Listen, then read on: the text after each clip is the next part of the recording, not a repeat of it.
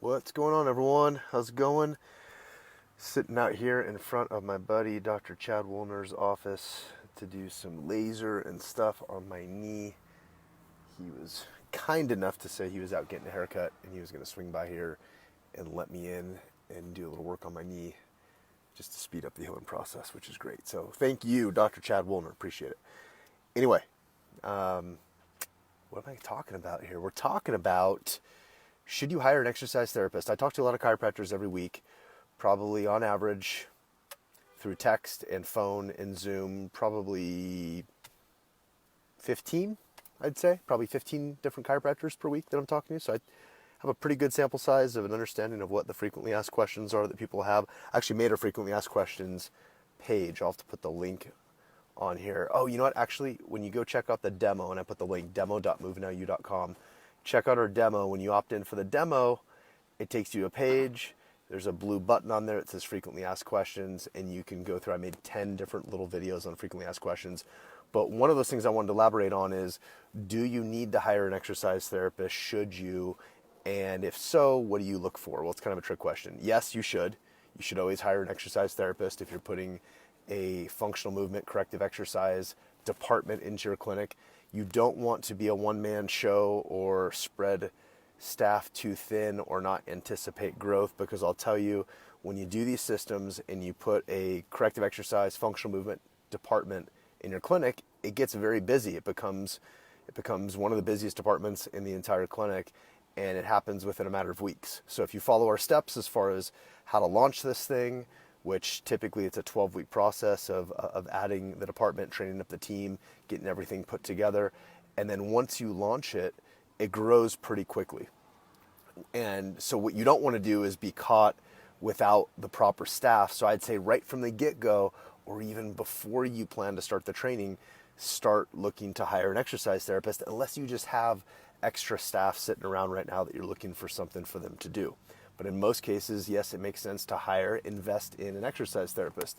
That exercise therapist, that department, effectively becomes, if you can imagine having a very successful associate doctor in your practice, snap your fingers and they're off to the races. That's basically what it is. It's like the fastest way to fast track that is put a corrective exercise department in your clinic. You need an exercise therapist because the whole point of this is that you be the chiropractor. You do the case management, you take care of your patients, you're adjusting, you're doing whatever other types of treatment that you like to do as a chiropractor, but you're not really rendering exercises and coaching exercises. You can jump in there, you can jump back out. Sure, it's something I do from time to time, but I'm usually so slam seeing patients that I'm glad I have a well-trained team that follows ironclad systems so that patients get excellent guidance and care, they feel like they're well tended to, and they get great clinical outcomes. So, to answer the first question, yes, you should hire an exercise therapist, absolutely. Now, how do you hire them? What do you look for? Depends on what the criteria is in your state. All right. Now, shameless plug out to Dr. Perry Barnhill from Fearless Chiropractor. He's a guy that you can reach out to. I should go back and tag him in this. He's the one that can give you some advice, some feedback as far as how to look this stuff up in your state. But I'll give you a quick little rundown. Most insurance contracts, if you're dealing with health insurance, are going to require something as far as that service extender. And sometimes it's not called a service extender, but it's someone that is doing a billable service under your license. Now, in my experience, I'd say probably a third of the states require nothing. Okay, like anyone can do anything as long as you're in the building. Out here, like in Idaho, for example, we have to have a certain credential for that exercise person. They need to be a certified medical assistant, certified nursing assistant, registered medical assistant, physical therapy assistant, and there's probably a couple other ones in there too. But those are the main things that someone has to have to be able to assist in exercise under health insurance, and for us to bill it, be compliant, get reimbursed for it, and not run into any sort of issues. So we do that. We hire primarily CNAs, RMAs, CMA, RMA, RNA, registered nursing assistant, PTA. David, our exercise therapist who runs that department right now, he is a PTA, physical therapy assistant. First time we ever had a PTA in there, he's also a personal trainer. He's like the perfect combination. He loves exercise, knows it, he's passionate about it, he's coached it, he worked in a physical therapy office, and we lucked out finding him. He's been great, and he works as an exercise therapist. He also does some group and individual personal training on off hours, and he loves that aspect of it. Gives him an opportunity to grow that side of his own business, and we lucked out because we have a highly passionate and trained individual to be our lead exercise therapist. And then we have multiple other staff in the clinic that know enough to go back there and help out when it gets busy. We typically operate with a couple people back there full time, and then other ancillary staff can jump in and fill out if need be.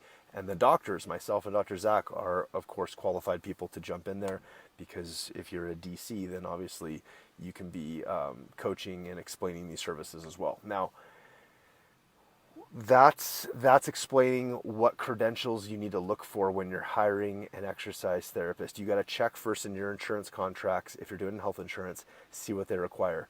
If you don't do health insurance and you're charging self-pay for it, about a third of our practice is self-pay, doesn't matter, all right?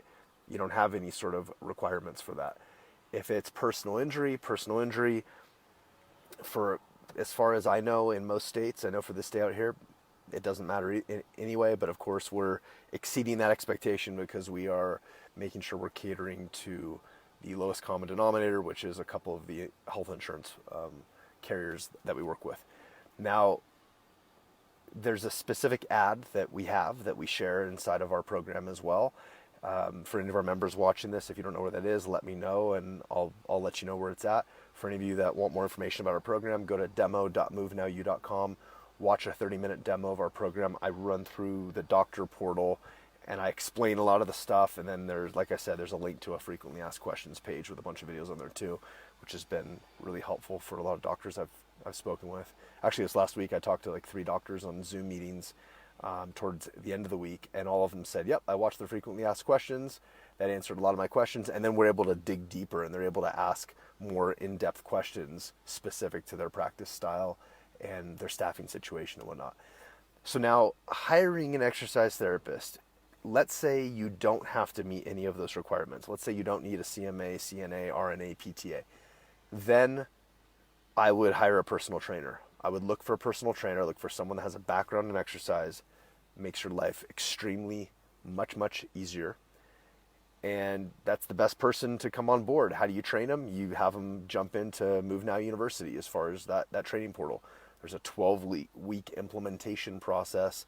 If your entire team is going through this as a team, and if you had an exercise therapist that you brought on board and you weren't up and running and using that person to render care to a patient, then the way that I would assign that is I would have the exercise therapist run through everything probably 3 times over the course of 12 weeks. So they're going to go triple speed because it's their full-time job at that point. Their full-time hours is just studying, practicing. They'll set up the exercise area, which is we take you by the hand and show exactly how to set up the exercise area, from belts, bands, and boards is what it's called.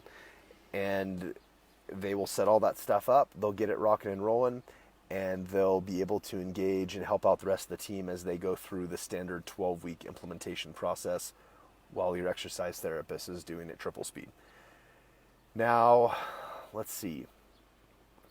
What are some other questions alongside this? If there's specific questions you have, feel free to put a comment below. Feel free to opt into the demo. When you opt in, it'll actually connect you through an automated text message so that if you have questions from me specifically, you can reach out. You can just respond to it. Basically, when you opt in for the demo, it'll say, hey, this is Dr. Todd. And it says, are you currently doing any functional movement in your practice? And then just reply and let me know. And then I'll say, okay, great. Hey, if you have any questions, let me know. And then you just respond. And if not, you take your time, you watch the demo. And if it seems like it's something that is interesting to you, then you reach back out to me, let me know, and we'll jump on a Zoom meeting and we'll chat for about 20 minutes and I'll ask you a bunch of questions about your practice and I'll help you figure out if you wanted to add an exercise department or refine the systems that you're currently doing. If you're doing rehab in office, I'll give you my advice based on my 17 years in practice experience and working with hundreds of clinics, not just around the country, but in other countries as well, in completely different setups. I mean, we have clinics that see a couple thousand patient visits per week, and we have clinics that are literally doctor wants to do it all on their own. Single doctor practice. I don't recommend that. I recommend at least a doctor and get at least one staff person. Ideally, I'd say get a couple of staff people.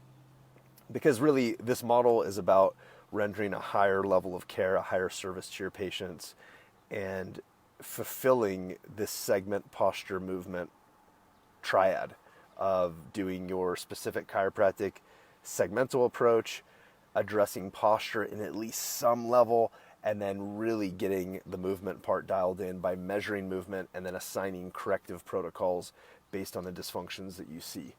So this higher level of service means that you have a skill set that other doctors in the area do not have. It makes you unique and different, sought after, and this is a way that you de-commoditize what you're doing. Now it's not like going to a nail salon and going, oh, I want to go to that other nail salon because it's $5 cheaper, or it's 2 miles closer. But instead it's, no, I'm going to go to that clinic because they do something very unique that no other clinic that I've gone to before does, which is we address segment, posture, movement. So it's like a one-stop shop for very comprehensive care. Patients get it. Patients want it. They love it. Patients are super thrilled going through the exercise process. The fact that we give them dialed in home care resources at home. They can log into a membership site called a 12-week transformation, which is something that is huge in the system. We've cloned it, and all of our members, you guys and gals, get access to the 12-week transformation. You modify it however you want. You put a welcome video, insert your staff. You don't really have to change much else. And now you can flip the switch with that and have a online membership site for your patients as well. So I know we started with talking about, should you hire an exercise therapist? And if so, what do you look for? And I tried to cover a lot of variables. As you can see, there's a lot to talk about with that. But this is a conversation I've had about 10,000 times, as you can probably tell. So anyway, have a great rest of your Saturday. And Dr. Chad should be getting here any minute if we time this right. We'll talk to you soon. Shoot me a message with comments, questions, and you can go to the demo.movenowyou.com, and I'll put a little link on here too for the frequently asked questions page as well, just so you can see that. Cool. Enjoy. Over and out.